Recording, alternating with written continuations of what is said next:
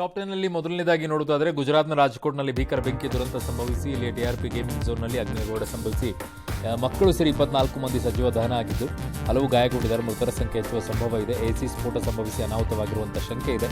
ಪೊಲೀಸರು ಮಾಲೀಕರನ್ನು ಬಂಧಿಸಿದ್ದಾರೆ. ಪ್ರಧಾನಿ ಮೋದಿ ಮತ್ತು ರಾಷ್ಟ್ರಪತಿಗಳು ಸೇರಿದಂತೆ ಹಲವರು ಈಗ ಮೃತರಿಗೆ ಸಂತಾಪವನ್ನು ಸೂಚಿಸಿದ್ದಾರೆ. 4 ಲಕ್ಷ ಪರಿಹಾರವನ್ನು ಕೂಡ ಘೋಷಣೆ ಮಾಡಿದ್ದಾರೆ.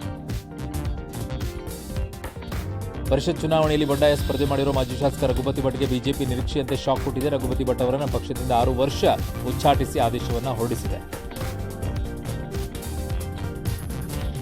ರೈಲುಗಳಲ್ಲಿ ಜನರಲ್ ಬೋಗಿಯನ್ನು ಕಡಿತಗೊಳಿಸುತ್ತಾ ಇರುವ ಕಾರಣ ಸಾಮಾನ್ಯ ಪ್ರಯಾಣಿಕರು ಸಿಕ್ಕ ಬೋಗಿ ಇರೋದು ಕಾಮನ್ ಆಗಿಬಿಟ್ಟಿದೆ.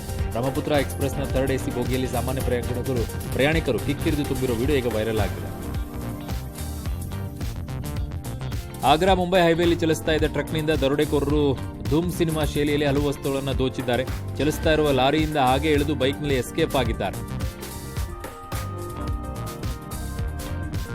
ವರ್ಷದ ಹಿಂದೆ ಪ್ರಧಾನಿ ಮೋದಿ ಮೈಸೂರಿನ ಬಚ್ಚತಾರ ಹೋಟೆಲ್ನಲ್ಲಿ ವಾಸ್ತವ್ಯ ಹೂಡಿದ್ರು. ಆದರೆ ಇದರ ಬಾಡಿಗೆ ಹಣ 80 ಲಕ್ಷ ಬಡ್ಡಿ ಸಮೇತವಾಗಿ ರಾಜ್ಯ ಅರಣ್ಯ ಇಲಾಖೆ ಬಾಕಿ ಉಳಿಸಿಕೊಂಡಿದೆ. ಈ ಬಾಕಿ ಹಣ ಪಾವತಿ ಮಾಡಬೇಕು ಅಂತ ಅರಣ್ಯ ಇಲಾಖೆಗೆ ಹೋಟೆಲ್ ಮ್ಯಾನೇಜರ್ ಪತ್ರ ಬರೆದಿದ್ದಾರೆ.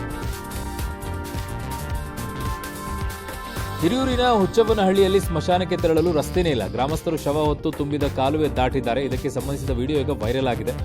ಅನುಕೂಲ ಮಾಡಿ ಅಂತ ಕೇಳ್ತಾ ಇದ್ದಾರೆ.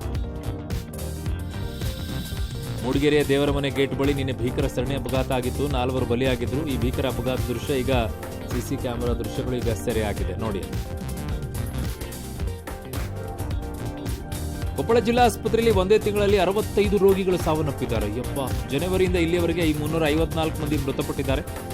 ರೋಗಿಗಳಿಗೆ ಸರಿಯಾಗಿ ಚಿಕಿತ್ಸೆ ಸಿಗ್ತಾ ಇಲ್ಲ, ಐಸಿಯು ಬೆಡ್ಗಳಿಲ್ಲ, ಸರಿಯಾದ ವೈದ್ಯರಿಲ್ಲ ಅಂತ ದೂರುಗಳು ಕೂಡ ಕೇಳಿ ಬರುತ್ತಾ ಇದೆ.